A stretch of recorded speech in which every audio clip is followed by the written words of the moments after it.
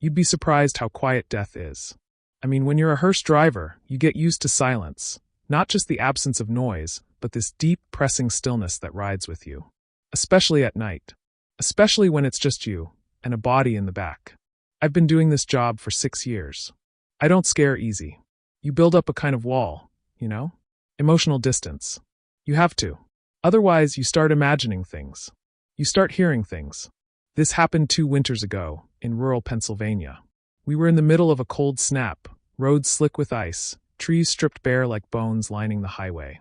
I had a long-distance transfer that night, taking a deceased man named Renlo Hart from a small-town funeral home in Mill Creek all the way to a crematory facility in Harrisburg. A 3-hour drive, give or take, if the roads behaved. The pickup was uneventful. Quiet family, closed casket. I loaded him into the hearse, checked my route, and hit the road just after 1 a.m. The first hour was peaceful in that empty, frozen kind of way. No traffic. Just the hum of tires and the occasional creak of the suspension. I had the heat running low, trying to keep the windshield from fogging up, and some old jazz playing soft on the radio. Then, about 45 minutes in, I heard it, 3 sharp knocks from the back.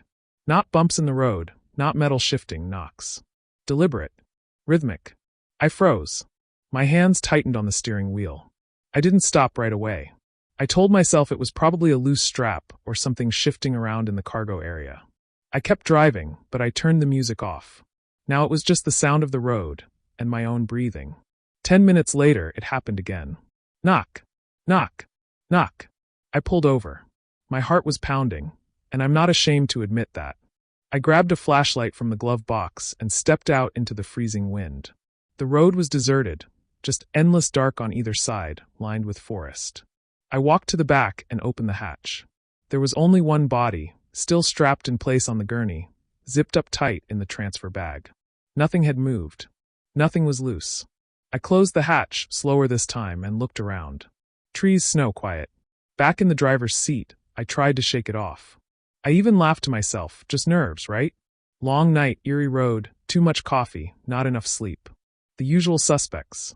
But then, at the next rest stop, it got weirder. I had pulled in for gas and coffee, needed to stretch my legs and get some heat into my hands. As I walked back to the car, this trucker who'd pulled in beside me looked over and gave me a nod. "Double duty tonight?" he asked. I raised a brow. "What do you mean?" He gestured toward the back of the hearse. "Saw 2 back there when I passed you on the road. Kinda rare, right?" I stared at him, cold crawling up my spine. "No," I said. "Only 1 transfer tonight." He looked confused. "Huh. Must have been a reflection or something. Looked like 2 gurneys side by side." I didn't say anything. Just nodded and got back in the car. When I checked again, just 1 gurney. Same body. Still. But something else was off. There was frost on the inside of the rear windows. Thin, creeping crystals like breath frozen against glass. It hadn't been there earlier. The heat in the vehicle was working fine and everything was sealed. But that frost, it looked like it had formed from the inside. At that point, I considered calling someone. My supervisor, a priest, anyone. But what would I say?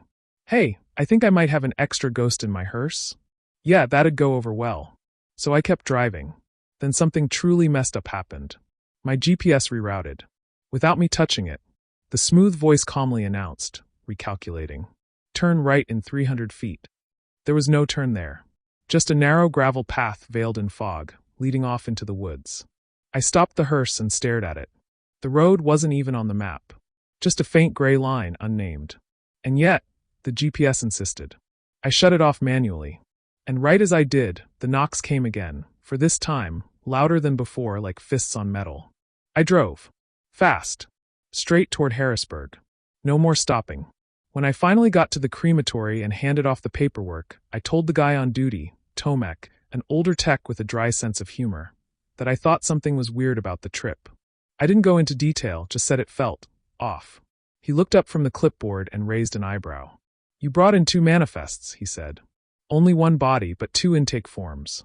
I asked to see them. Sure enough, my signature was on both. Same timestamp. Same funeral home. But the second form listed no name. No ID. Just unknown. I didn't fill that out. He shredded the blank one and said, "System glitch. Happens sometimes." But I knew better. When I drove back that night, I passed by that same rest stop. parked for a minute, stared into the mirror, and for just a second, just one, I saw a second gurney behind me. Then it was gone, like frost on glass. Story 2. You get used to strange things when you work around the dead. I've been a hearse driver for nearly a decade, mostly doing transfers in and around Nevada. I don't scare easily, not because I'm tough, but because this job slowly removes your sensitivity to the odd and uncomfortable. You're around grief every day. You learn to compartmentalize. But what happened to me between Reno and Elko still keeps me from looking in my rear view at night. I tape a folded napkin over the mirror now. I don't want to see her again. The first time I saw her, I didn't even realize what I was looking at. I had picked up a body, an older woman hospice case, from a retirement home in Sparks. It was a routine drive. Quiet. Dry road. I remember it was about 11:30 p.m., and the sky had this soft orange hue, like the sun was still arguing with the horizon. I was cruising along I-80, maybe 30 miles outside Fernley, when I caught a glimpse of something in the rearview. It looked like a woman sitting up, but just barely. Pale face. Long black veil. I blinked hard. Looked again. Nothing. Just the black outline of the transport shell in the back. I told myself it was the reflection of a billboard, or shadows playing tricks. Eyes get tired on the road. I kept driving. 2 weeks later, it happened again. Different job. Different body. Same stretch of highway. This time I saw her more clearly, head tilted slightly to the side, as if she were trying to understand me. Her mouth moved slowly, like she was whispering something just beyond the glass. I turned around. Nothing there. I stopped the car. Checked the gurney. Still sealed. Still alone. That night I barely slept. I tried to rationalize it. You work night shifts, you get sleep deprived, your brain starts blending shadows into faces. It happens. I told myself that over and over. But then it started becoming a pattern. Every time I had a female cadaver in the back, she showed up. Never with men. Never during the day. Only at night, and only with women. Always that same look, curious, mournful, and then whispering. I started dreading those runs. I stopped using the rear view entirely. I even asked dispatch if I could stick to morning transfers for a while, just to shake it. They didn't ask why. They just assumed it was burnout. But one night, about 3 months after the first sighting, I had a call I couldn't pass up. Triple rate for an emergency overnight transfer. I needed the money. So I said yes. The body was a young woman, mid-20s, car accident. No family present. She'd been declared an unclaimed body, waiting for state burial arrangements. As soon as I pulled out of the hospital parking lot, I felt the temperature drop inside the vehicle. I checked the heat. It was on, but the vents blew cold. I turned the dial up. Nothing changed. I tried not to look in the mirror. Didn't work. Halfway down the 95, she was there. But this time she was closer. Not in the far back, where she usually appeared. She was just behind my seat, as if she'd crept forward. I couldn't see her body, just her face. Her lips moved in slow, deliberate shapes, forming words I couldn't hear. Then the radio fizzled. That old AM jazz station I always listened to crackled out, replaced by static. Faintly, under the noise, I heard what sounded like weeping. My stomach turned. I pulled over. Hard brakes. Desert dust swirling in the headlights. No cars around for miles. I got out, walked to the back, opened the hatch. Everything looked fine, except something had changed. On top of the sealed bag was a single white lily. Fresh.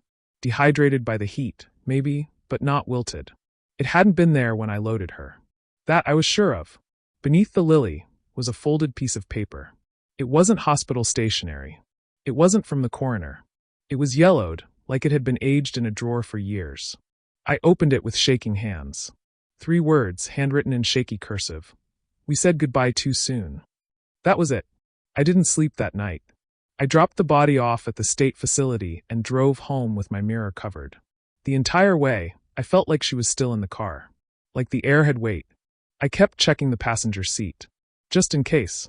A few days later, I returned to that hospital to do another routine pickup.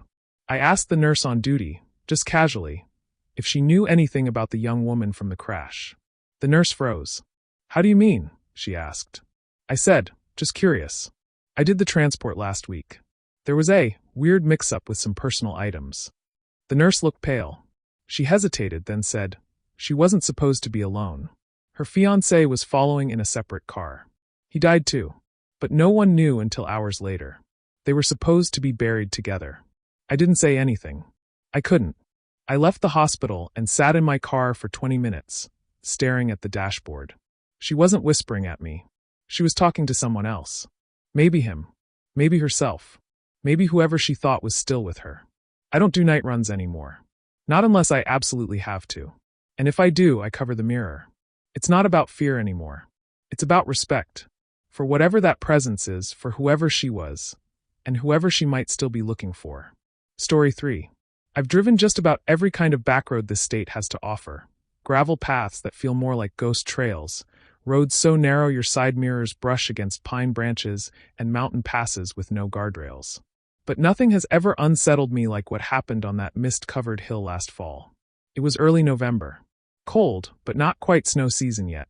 The trees had lost most of their leaves, and the wind made them rattle like bones. I remember that day because it was my first solo run in a week. I'd been off after my dad passed, lung cancer. Quiet kind of death. Peaceful, at least. I got a call to do a short-haul transfer and burial for a man named Audrin Black.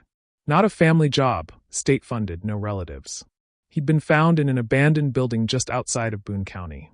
Police said he had no ID, but he had a hand-carved pendant around his neck with an old pagan symbol on it. Nothing violent. Just odd. The burial site listed on the manifest was Hollow Pine Cemetery, and I remembered the name because I'd never heard of it.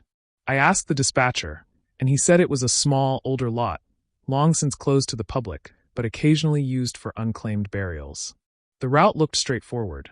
I loaded up Audrin's casket.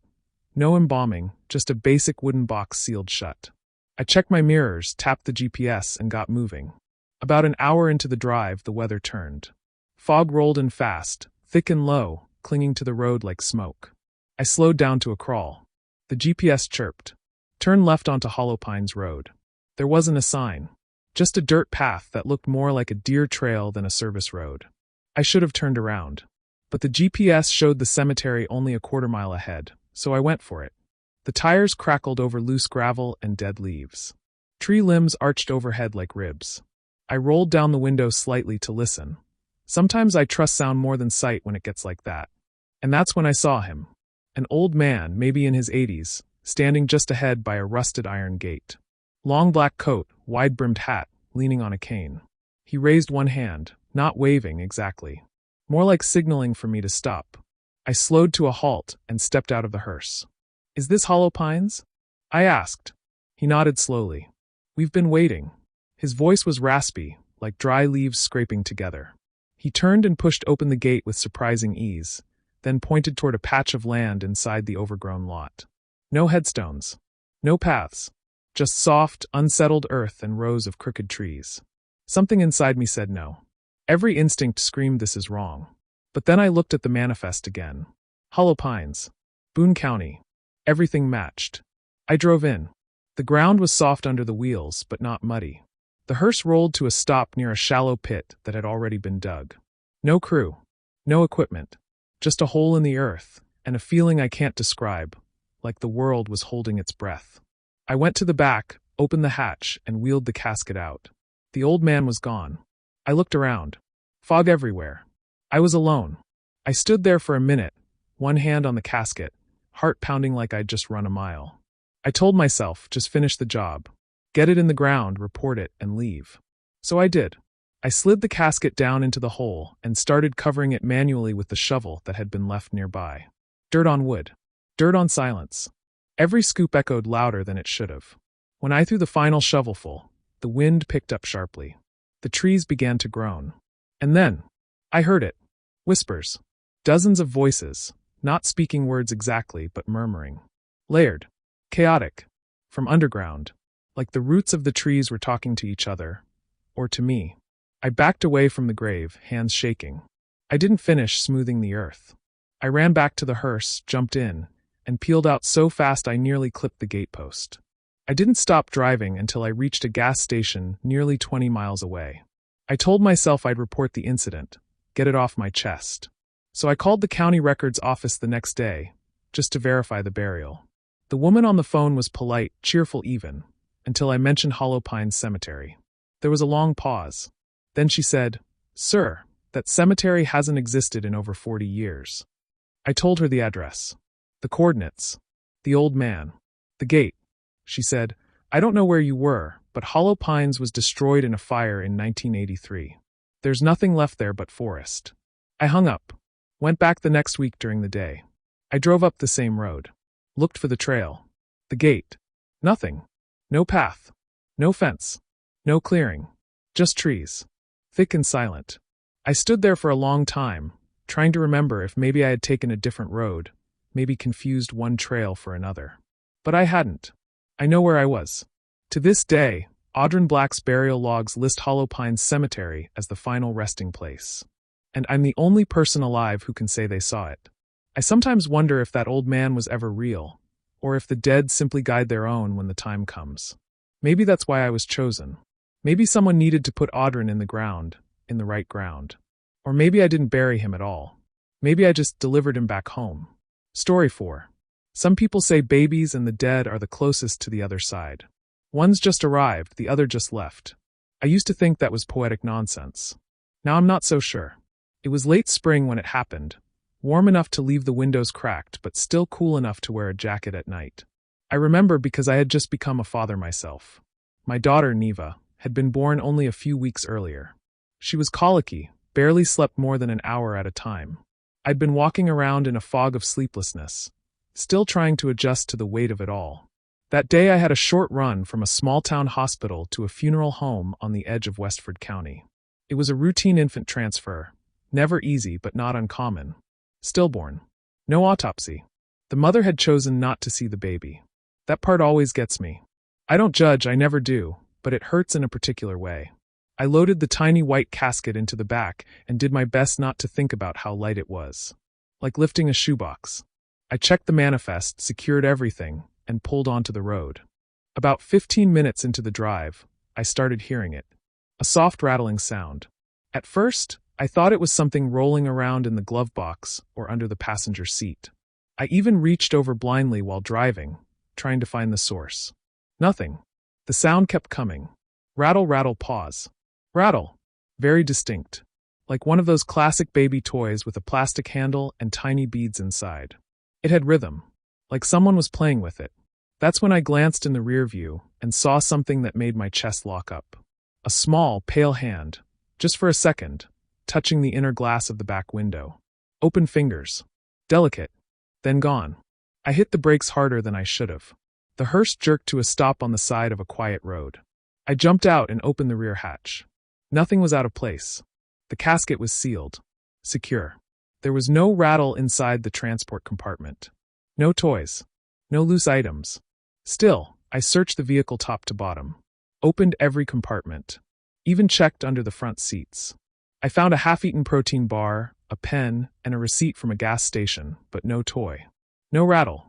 I stood there, sweating in the cool air, the sound of my own breath louder than the wind in the trees. Eventually, I convinced myself I was just sleep-deprived. My daughter had been crying every night. Maybe I was hearing things. Maybe I wanted to hear something because I hadn't processed everything I was carrying. My stress, my exhaustion, the reality of this tiny life in the back of my car. I drove on. Another 5 miles down the road, it started again. Rattle, rattle, shake. This time it was louder. Like it was right behind my ear. I didn't stop. I didn't look in the mirror. I just gripped the wheel so hard my knuckles went white, and I drove straight to the funeral home. Parked. Popped the rear door. Waited for the director. When he came out, I felt a wave of relief. Someone else was here now. Someone else to confirm I wasn't crazy. But before I could say anything, the director froze in his tracks. "You hear that?" he asked. I blinked. "What? That sound? A toy?" There it was again. Rattle. Pause. Rattle. He stepped closer, then stopped. "I thought the family didn't bring anything for the casket?" he asked. "They didn't," I said. Nothing was listed. And the hospital confirmed it was an empty box. No items inside. I checked it myself. We looked at each other. Then, as if cued by something neither of us understood, the rattle fell silent. He cleared his throat, stepped forward, and gently lifted the casket from the transport shell. He took it inside. I sat down on the curb, trying to process what just happened. The funeral director later called me. Said he opened the casket before final prep. It was empty. No toys. No rattle. Nothing but the still, silent body of a baby girl wrapped in a soft cotton sheet. But then he paused and added something I'll never forget. She had something wrapped around her hand, he said. Not a toy. Just her own fingers curled like she was holding something. But there was nothing there. I didn't sleep that night. Neva woke up around 3 a.m., screaming harder than she ever had before. When I finally calmed her, I noticed she was gripping something in her tiny fist. It wasn't a rattle. It was a small piece of torn lace. I have no idea where she got it. We don't even own anything like it. But it was delicate. Old. Almost yellowed with time. I still keep it in a jar on my shelf. Maybe it's just a coincidence. Or maybe, just maybe, some babies don't want to cross alone. And some spirits, especially the smallest ones, need company, even if only for a short ride. Story 5. Some roads don't show up on any GPS. Doesn't matter how modern your system is, how many updates you download. There are paths that exist in a different kind of map. One drawn by memory, by grief, by something older than concrete or coordinates. I found one of those roads by mistake. It was just past midnight when I got the call. A private funeral home in Hollow Ridge needed a rush transfer. The original driver had backed out. Family drama, something ugly. They needed me to move the body to a holding facility an hour out of town until the burial was sorted. I didn't ask questions. Dead's dead. I get the job done. The man's name was Vale Crane. 62. No surviving family. The facility staff said he was a quiet type. Lived alone. Used to be a teacher. No one really knew him. Apparently, he'd requested a very specific transport route to be followed in the event of his death. Creepy, but not unheard of. Some folks get real particular about where they're driven after they're gone. I loaded the body, basic black casket, no frills, and entered the route from the paperwork into my GPS. Then came the first red flag. The GPS didn't recognize the street name. Great and Hollow. No hits. No route. I checked the map myself. The street didn't exist. I called the funeral home. Just follow Highway 19 until you see a wooden mile marker with a single crow carved into it, the woman said. Turn right there. It's unmarked, but you'll know it when you see it. I should have said no. But I've done worse runs under worse conditions. And a body's a body. I took off, hit the highway, and started counting the mile markers. It was quiet out, just the hum of the hearse and the occasional owl cry cutting through the woods. About 42 minutes in, I saw it. The crow. A wooden post, hand-carved, just like she said. A single black bird etched into the grain, beak wide open like it was cawing into the wind. I slowed down. The road it marked wasn't paved. Just hard-packed earth and moss. Thick trees pressed in close on either side, forming a kind of tunnel. I hesitated for a moment, then turned in. Almost immediately, everything felt wrong. My headlights seemed dimmer. The radio signal vanished. The trees overhead blocked out the moonlight. I was driving in near blackness, just trusting the road wouldn't vanish underneath me. That's when the fog started creeping in. It poured out between the trees like smoke, thick and low, hugging the ground and licking at the tires. And through that fog, I swear to you, I began to see shapes. Not people exactly. More like impressions. Figures standing just off the road. Tall. Still. Watching. Their outlines faded in and out like static, never fully there, never fully gone. I kept driving. Every part of me wanted to turn around, but something held me. A pressure behind my eyes, a buzzing in my jaw, like I was being pulled forward. Then I noticed something else. The odometer had stopped moving. I'd been driving for at least 20 minutes, but the mileage hadn't changed. My clock had frozen at 12:44 a.m. Time was gone. That's when I heard the knock. 3 slow knocks. From inside the hearse. I nearly crashed the damn thing. Swerved so hard the back and slid out before I corrected. I didn't stop though. Just gripped the wheel tighter and muttered to myself, stay calm, stay moving. It's not real, it's not real. But then the knocking came again. This time louder. More urgent. Like something or someone inside the casket wanted out. I glanced into the rear view. The back was pitch black. But there was fog inside the cabin now. I kid you not. A cold mist had begun seeping out from the corners of the hearse, curling along the floor, rising around my boots. I pressed harder on the gas. The road narrowed. Trees began to bend inward like they were closing behind me. I don't know how long I drove. Could have been 10 minutes. Could have been an hour. But eventually I saw something ahead, a clearing. A small stone building, no bigger than a one-room chapel. Wooden doors wide open.